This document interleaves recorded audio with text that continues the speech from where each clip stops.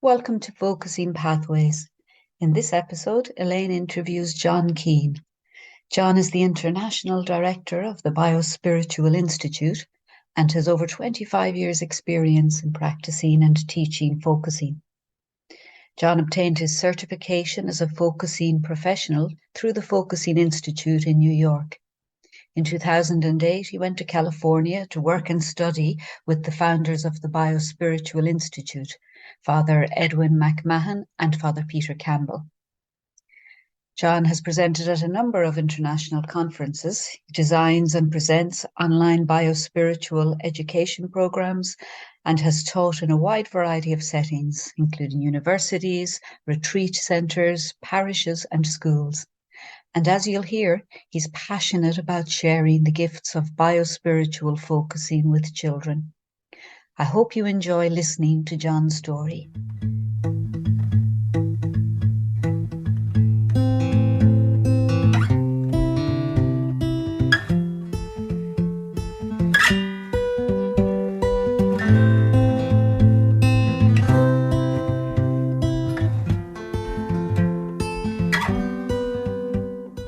Hi, John. You're very welcome to our Focusing Pathways podcast. We're very happy to have you here and to chat with you on this episode. So I guess the first question, and one of my favorite questions I ask all focusers, is how did focusing find you? First of all, thank you, Elaine, and thank you, Therese, for this opportunity to be able to join you on this wonderful adventure. And what a wonderful way to start. How did focusing find me?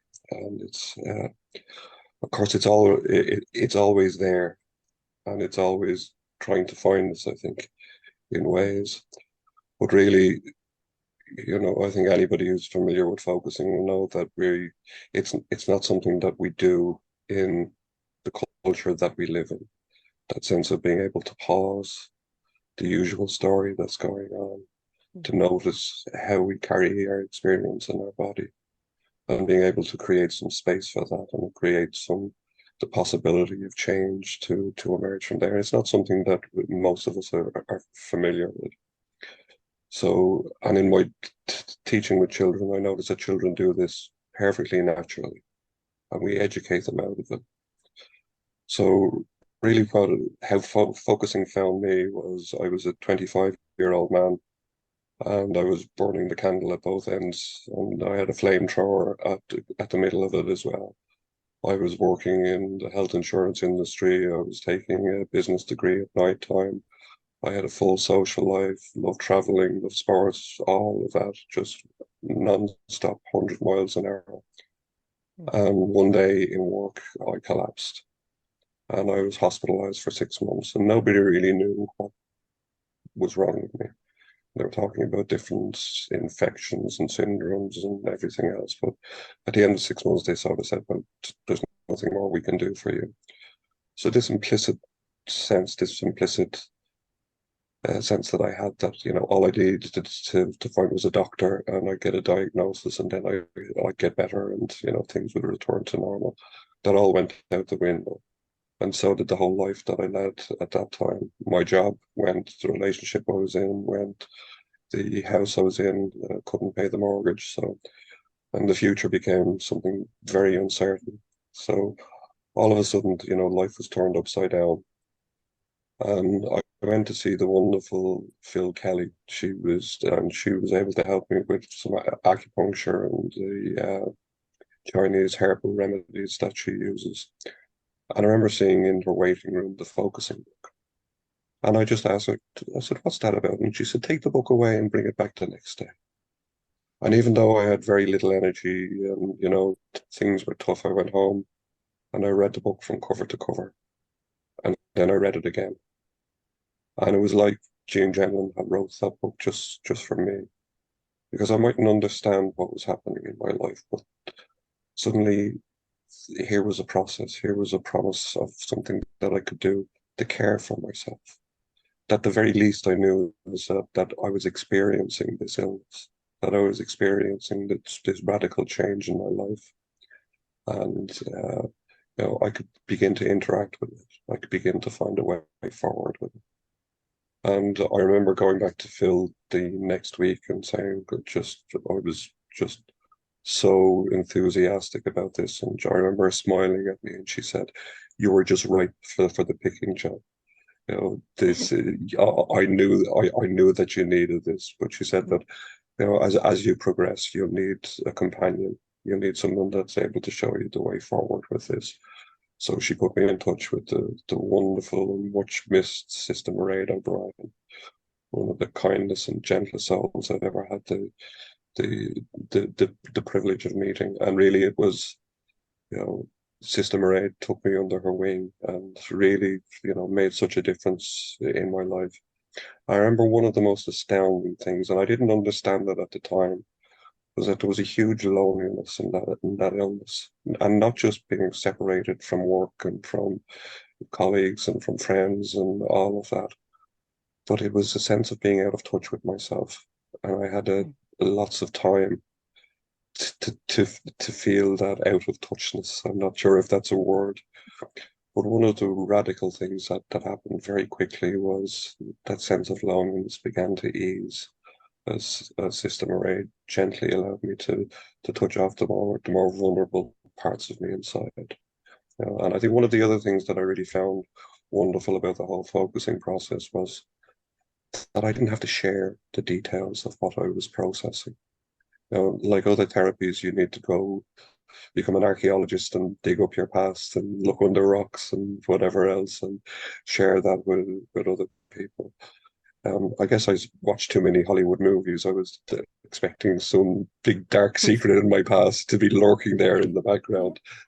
But it was just that sense of being able to touch off those parts of me that were vulnerable, those parts of me that I had made enemies of inside. And invariably, once I began to interact with them, you couldn't shut me up talking about them because they were mine then. They were something that made sense within my own life. So it was a dramatic awakening. And I remember at the beginning becoming angry about this. I remember saying to Mairead, "Why don't they teach this to us in school? Why do I need to go through an experience like this in order for me to wake up?" And that's really what it was like. It was like waking up, like finding another sense that allowed me to interact with the world, and not just with the painful parts of the world, but with the beauty that's all around you. The the the view of a sunset,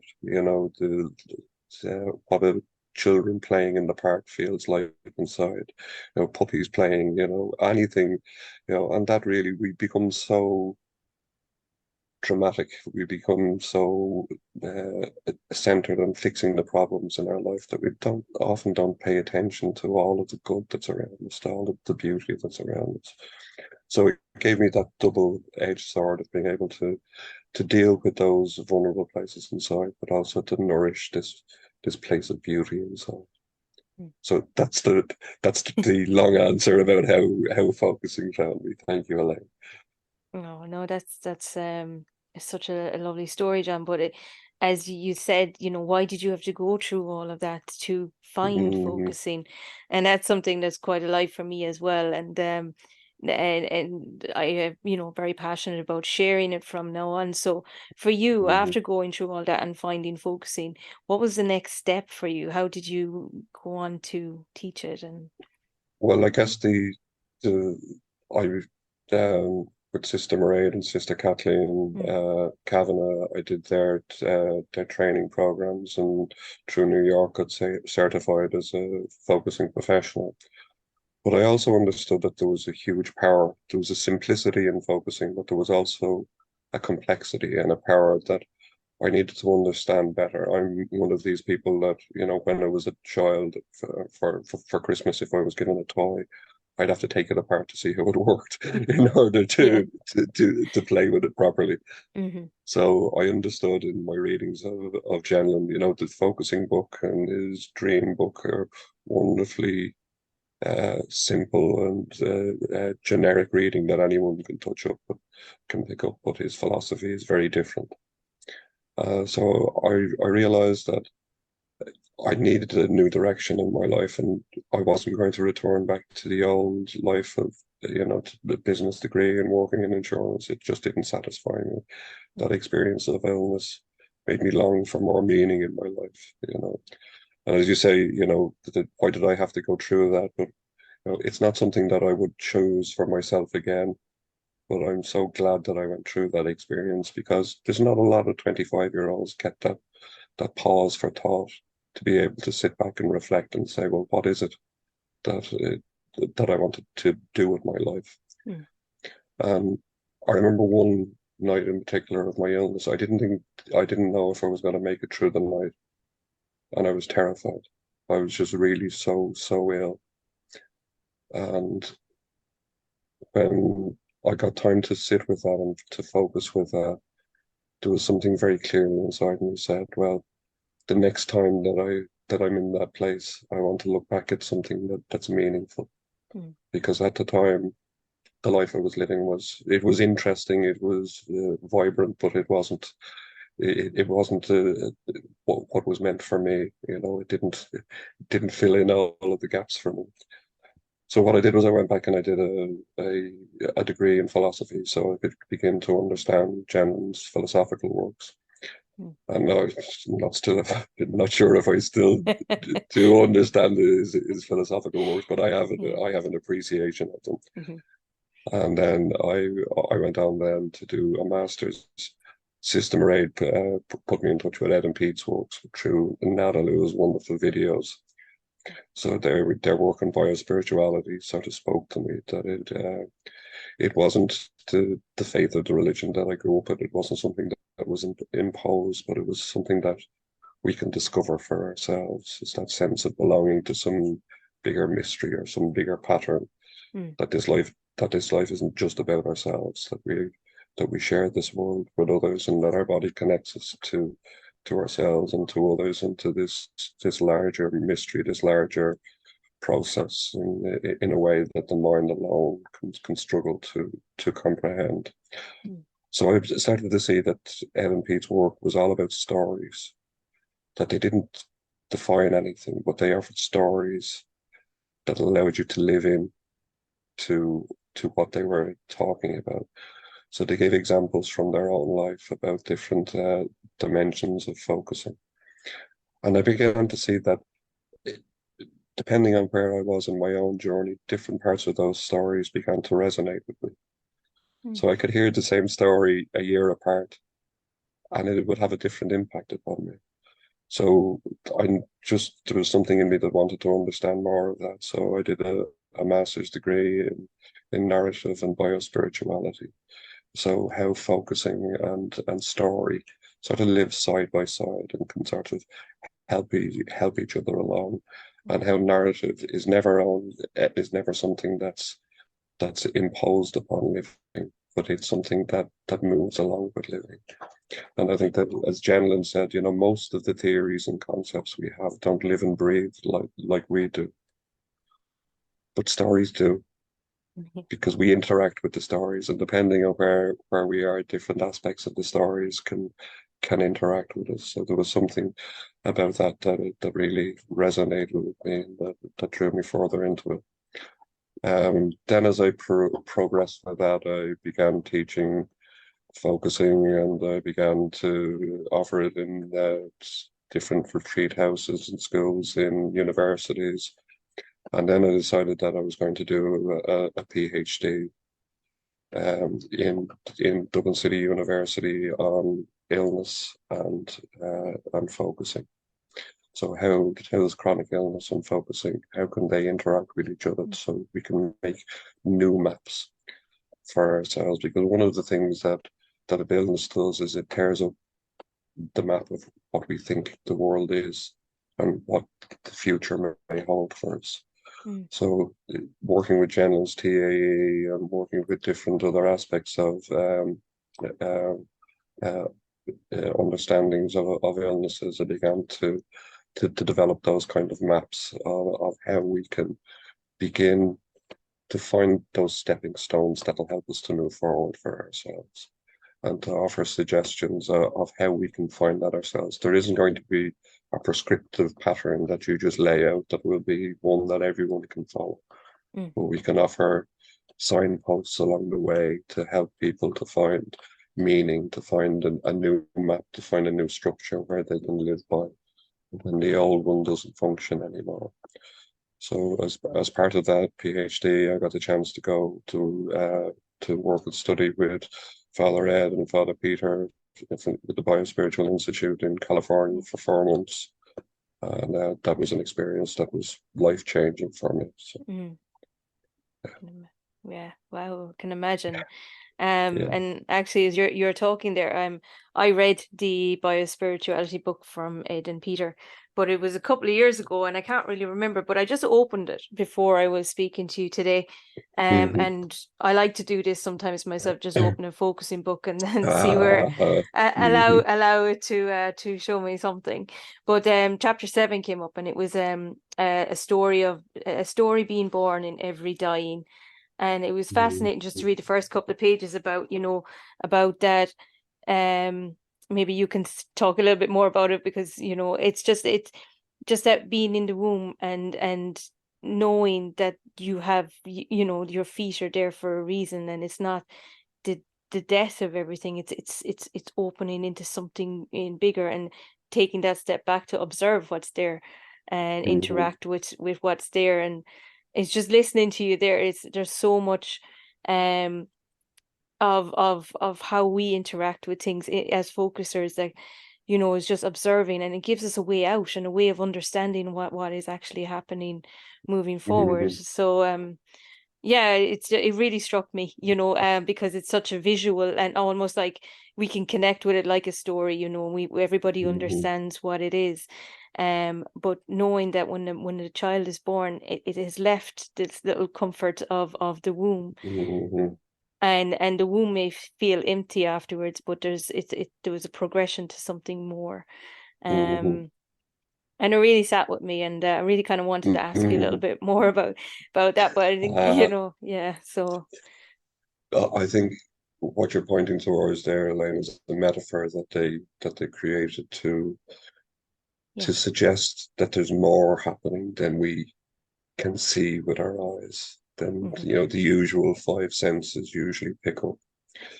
And it reminds me of a session that I had with Sister Mairead. I wasn't doing focusing with her very long, and I went inside to see what was there in my body, and I discovered this big black empty hole inside, like an emptiness. And the first reaction that I had was I wanted to run away. I don't want to go near this. This is too much. But Sister Mairead just gently held that space with me, and it began to soften, and I began to be able to notice it. And it spoke very clearly to me then. And it said, John, it said, you're spiritually empty. You believe in nothing. And I was born into a very Catholic family, with my mother and father were daily mass goers. There was rosary at home, miraculous medal, novenas everywhere, you name it, and it was there. And I remember describing it to Father Ed as that it was a faith that was in my head, and in my head and on my knees, and nothing in between. So I knew there was a value in it, but it just didn't resonate. So when that dark place came inside me, I just said, there's where do I go? Do I need to learn Zen Buddhism, or do I need to, do a course in comparative religion, or what do I do? My body very clearly said to me, go back to where you came from. And when I did, I found a faith of great beauty, great wisdom. But it wasn't in the understanding of it. It was in the experience of it that realization came. And I think that metaphor of the child coming from the womb speaks something of that the child isn't aware that there's another world outside, a world of beauty, a world of sight and sound and everything else. And if it's that way for the child, then why can't it be something similar for the other end, the other part of life, where we're not sure what comes next. But it's the body that picks up those kind of metaphors in ways we can't. If we try to think about that, then we just get confused, you know. Whereas there is a sense that the body picks up, you know, that beautiful phrase that Jen has, that the body connects us to now and other places here and other times, me and other people. In fact, the whole universe, that's the body as it's sensed from the inside. You know, the body senses these connections, these relationships, these interactions in a different way than what our mind ever can, because the mind splits things up into units. It doesn't get the progression, the transitions. You know, so how could the mind ever figure out what the next transition was for the child? Yet there's some sense there's a moreness there for the child. So this sense of mystery, of awe, of possibility that the body can pick up, of connection, is something, I think, one of the great gifts of focusing. And I think that anybody who's done, or many people who've done focusing, find that sort of a connection to something more, whatever you want to call it. And I've no issues with people calling it, you know, whatever they find useful. Father Ed used to say, I don't care if you believe in Jesus Christ, in Krishna, in Muhammad, or the great blue duck in the sky. He said, once you have a sense that this journey involves more than just you, then focusing, then biospirituality is for you. Yeah. Wow. Does that make sense? Yeah. Okay. Yeah, no, Thank it's kind of like do you know that plant body that he references in the paper, tree assertions, just knowing it already knows. So just allowing and that unfolding into the trust that's there is huge for folks. Really. You know, and that the world is much more. Even the body, Gendlin says, the body is more than just the skin envelope. It moves out into its environment. It is that interaction with the environment. You know, so it makes no sense to think of ourselves as separate, because we're dependent on the very environment that we live in. You know, so to cut that off is nonsensical. And to think that we know that continuum, and that we, you know, our old-fashioned ways of knowing can capture that.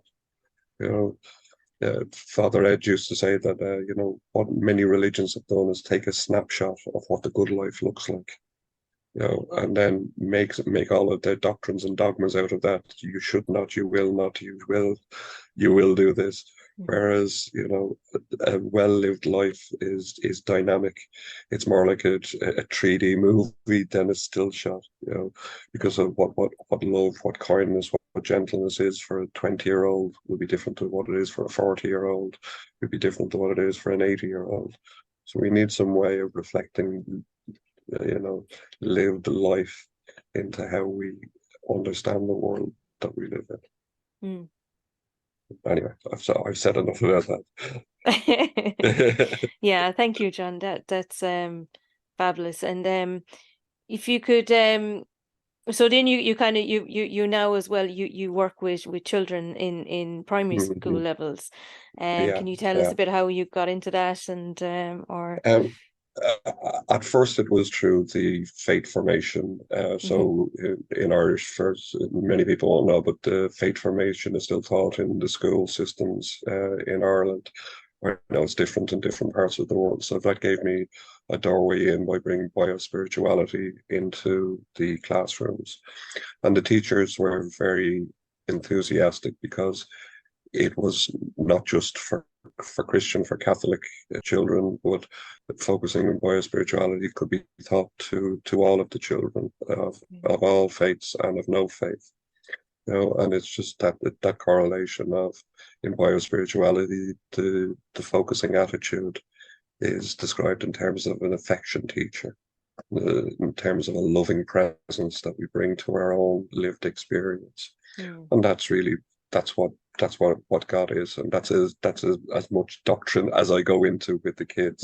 It's more about resourcing them, to be able to be kind to themselves, to be able to notice what's happening in their body, and if you give them the image of a phone ring, if a phone rings, it doesn't ring for no reason. There's some information trying to get through, even if it's a wrong number, So their feelings are trying to give us some information about the world, So that experiential dimension works very well in the Irish school system with the curriculum that they have for religious education, and that's starting to spread now because there's a well-being section.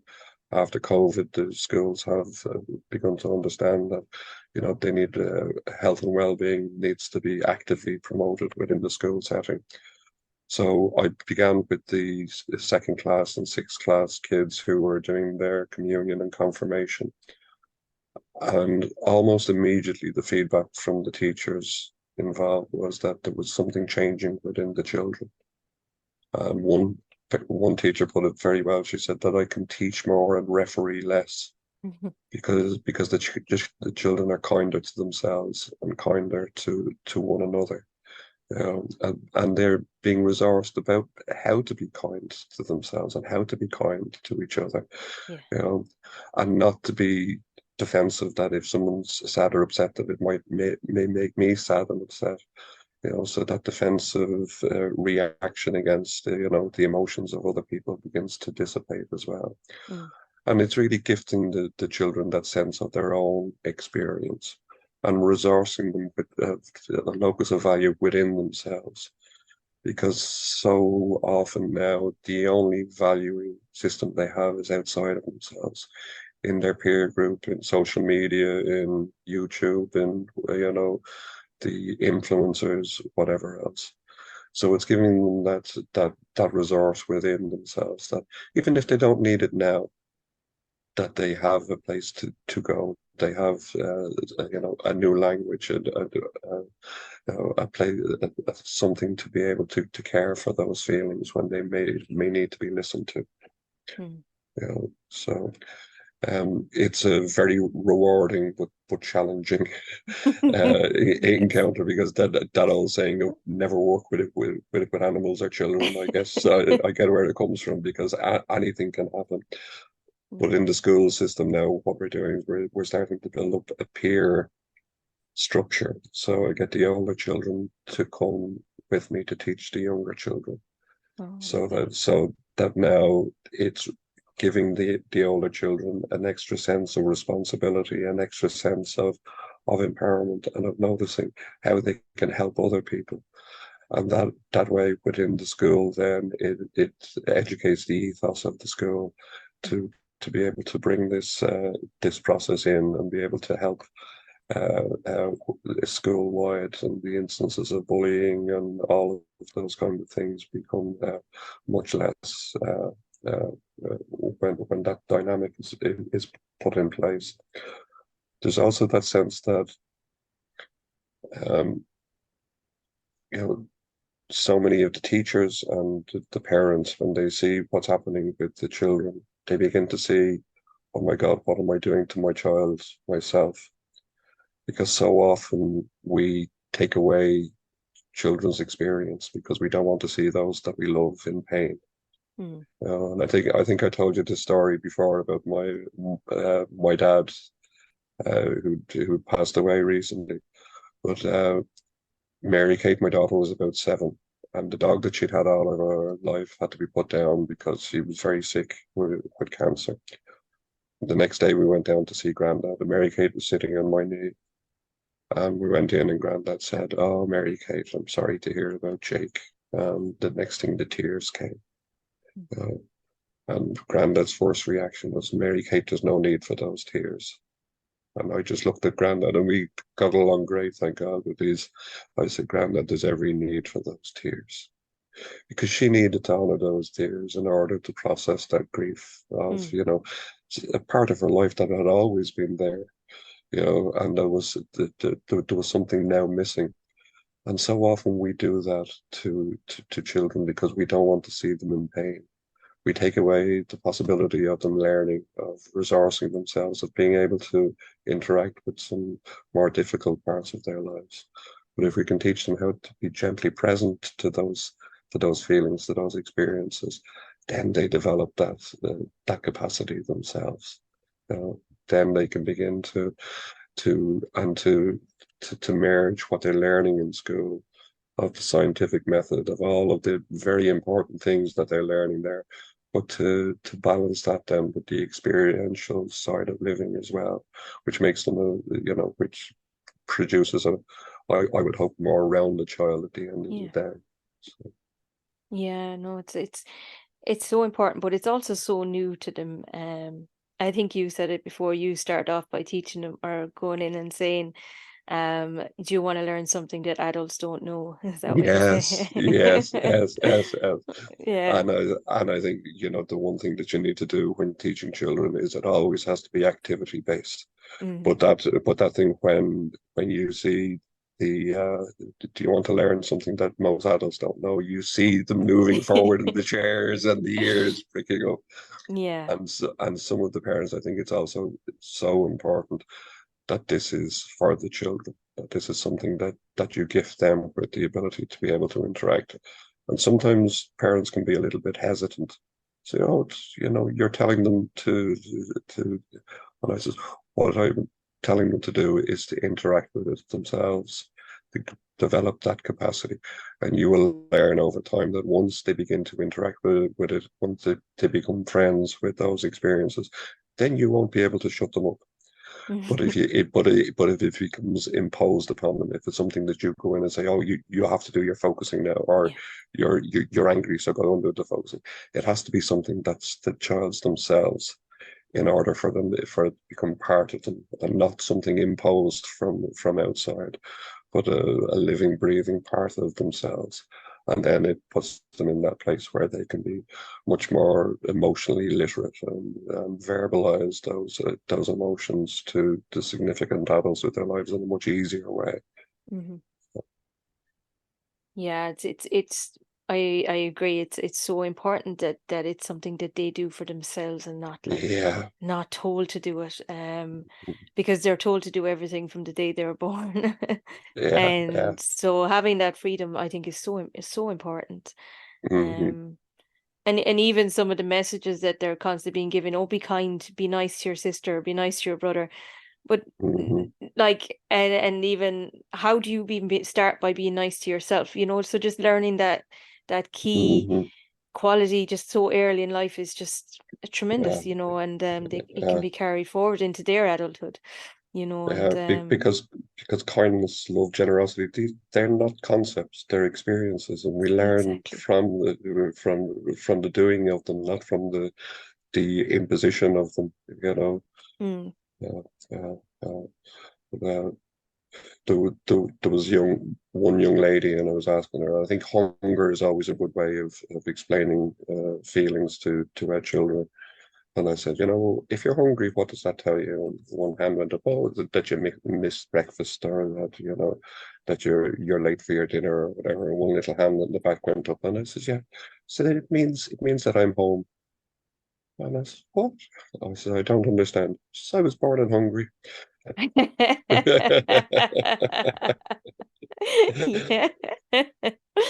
Yeah, that's very, and it just shows you the different perspectives of each child. Like no child is the same, no person is the same either, so it's as I think Jean talks about different lenses. What lens are you looking through? And from everybody's, so you can't, it's not something that can be applied focusing. It's something that has to be discovered inside, really, isn't it? Yeah. And there's such a freedom in realizing that we're all messed up in our own ways. Yeah, but that's okay too.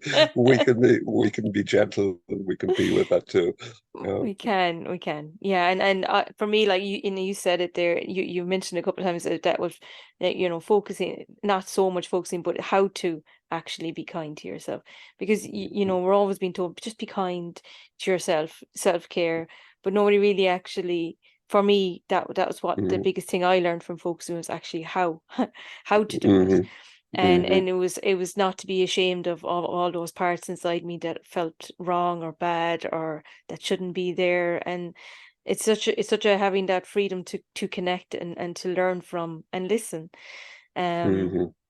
is just so powerful. And would that have been something that you would have discovered like through focusing as well, that was how to be with all of that for yourself? Or Yeah, I think that for me, I was kind of a slow learner, and in ways I misused focusing for a good while.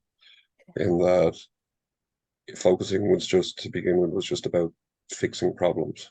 So it was, the body was just as like getting that phone call from, that relation or friend, and you say, "Oh God, what do they want now?" Because they only ring when they want something, when there's something wrong, or when there's, yeah. And I think it was through working with Ed and Pete that I realized that how much that I had manipulated focusing in that way. They changed the steps of focusing into just this sense of noticing and nurturing. So the noticing is just stopping the usual story, just stopping the usual narrative and nurturing it. Okay, just caring for it, just being with it and allowing it to be there. And for me, that became a much more natural way of living rather than stopping and sitting down and having to do focusing and whatever else. It's just that whatever was happening, it could just create a bit of space inside. Yeah. And for me, another radical change was that sense of as I said earlier on, for them, the focusing attitude was what they call the affection teacher. So they realized that the focusing attitude needs to be more than a concept. It needs to be a lived experience of affection, of love.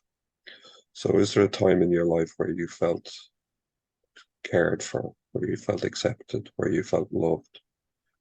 And can you bring that same notice that where you carry that now in your body?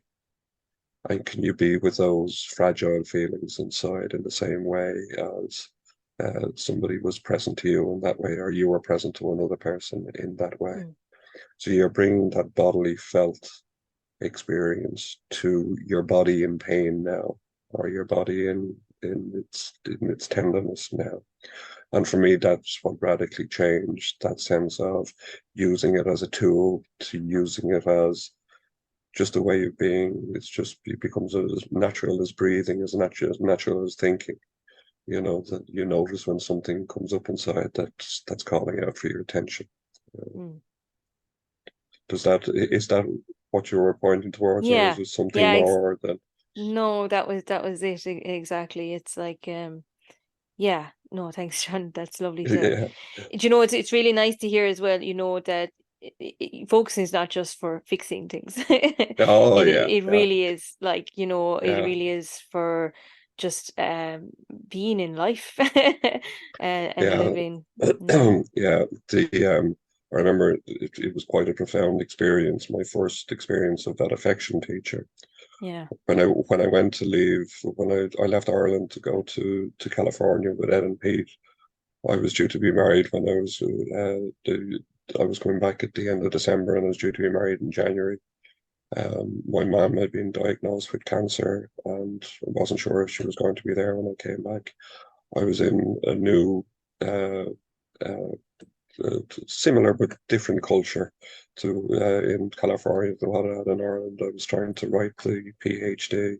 There was a lot of things going on, and I found it just difficult to hold all of that, to find a way of just being gentle and open with it, because it kept jumping around.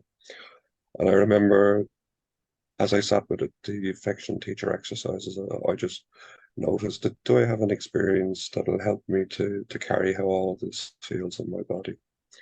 And the memory that came back was one of my mother.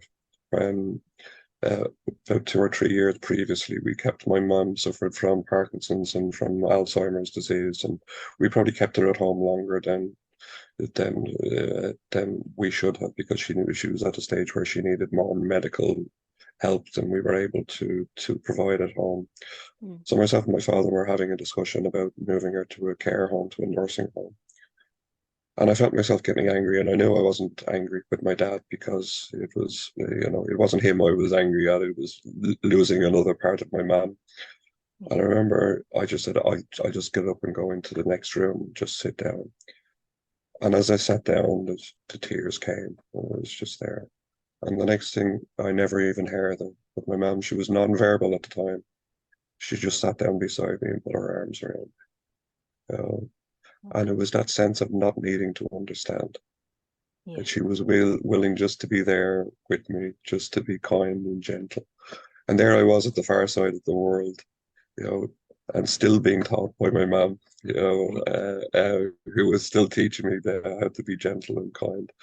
And you never lose those experiences. They live vibrantly inside you. And even as I speak about it now, I still feel her presence there, and that gentle hug that was there because she saw her son in pain.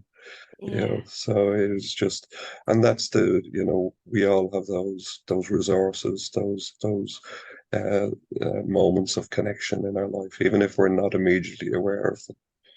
So that was one of a big shift in my life that allowed me to be the whole experience a little less tightly, let go a little bit, and just allow life to live forward.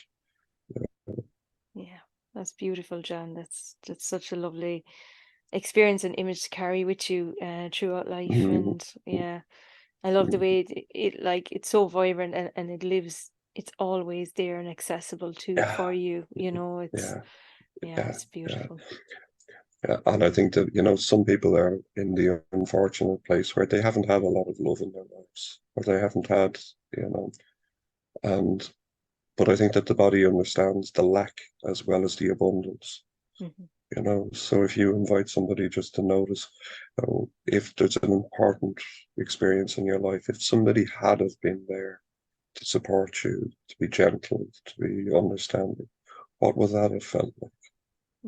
And the body can provide those sort of that texture, that richness for you to be able to hold what's needed inside now. So it's a wonderful way that we were created, and it's such a pity that it's hidden from so many people. I love the way you said that. Like the body knows what it's lacking, what it should have. It already knows. So it knows how it should feel. So it's there to be found. That's so lovely. And it's just, in the same instance, I was in California, I was in Los Angeles during Easter, teaching over there when my dad passed away. So I got a phone call in the middle of the night there to say my dad, and we weren't expecting him to go. So I just went, oh, what do I do with that? And I went to sleep. My body just said, go back to sleep. There's nothing you can do. So I just made that invitation inside. I just said, how does my body want me to carry all of that now? And I woke up a few hours later and I just checked inside, and I was expecting the grief and the darkness and the sorrow and the loneliness to be there, and it was quite different. What was there was a really deep sense of peace. So I just went in and I noticed, I said, and immediately what came up was the memory of my dad. We went to Lourdes with him a good few years ago, and Mary Kate was about 3 or 4, and she was sitting on his knee, and it was the happiest I'd ever seen him in his life. And that's exactly how my body wanted me to carry that experience. And that's how I carried it. And every time that I go up into my head, oh, how am I going to get home? And what if I didn't come away? And I should have done this and I should have done that. That wasn't going to serve me anything. It wasn't going to honor the loss of my dad. I just go back to that feeling inside, that sense of my dad in his full vibrancy of life, loving being with me and my wife and my daughter, and away in Lourdes, a place that he loved, so it's there, but sometimes we just need to ask for it. It is, and I can nearly feel that sense of peace as you're talking about it, John. But sometimes I feel like that we need to allow that piece to be there, you know, as opposed to over analyzing it and changing, and just, Mhm. you know, having that presented to you and you being able to hold it like that was just, Mhm. yeah, it was lovely. There's an old saying, quickest way to kill a miracle is to ask it where it came from. So Yeah. I get what you're saying. Yeah. Yeah, no, that's Yeah, lovely, John. So we'll finish up now, but you know, if for going forward, moving forward with your life and your journey with focusing, what would you hope to see, you know, and not even in the next few years, in 10 years' time, the bigger plan, shall we say? Was there anything Mhm. that you'd like to? I guess what I'd like to say is that, you know, this part of what it is to be human, for more people to wake up to it, Mm, you know, to be gifted to it.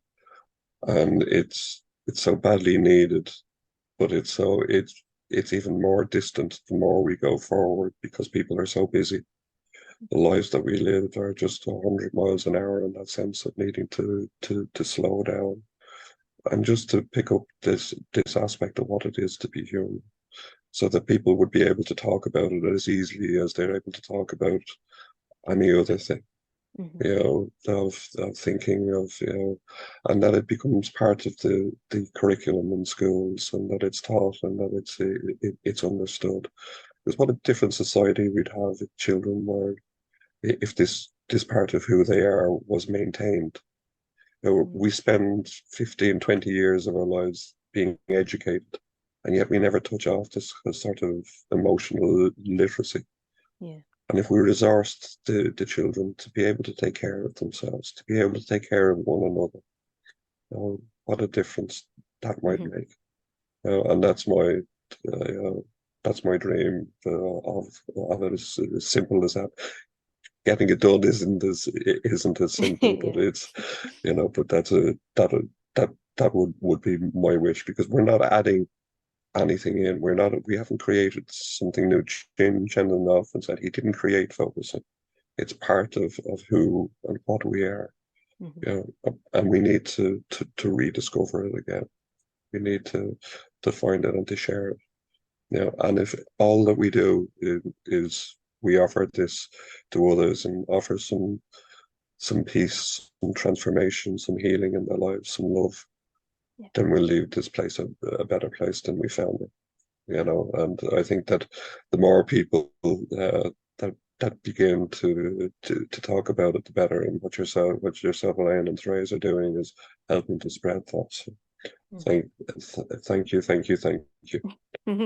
No, thank you, John. It has been an absolute pleasure talking to you, and I'm looking forward to moving forward over the next couple of years, and delighted you're here in Ireland.